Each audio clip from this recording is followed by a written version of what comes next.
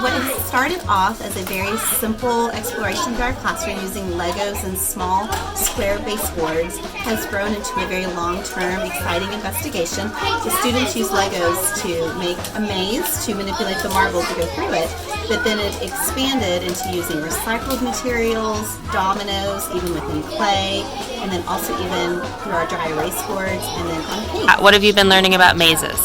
So we've been learning about how to make mazes, and we have certain things to make mazes.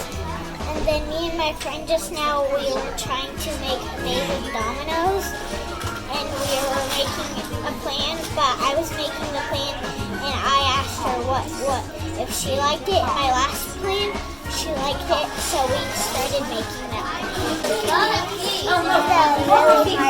Is it a really hard maze? What makes it a really hard maze? There's a bunch of traps. There's a bunch of traps.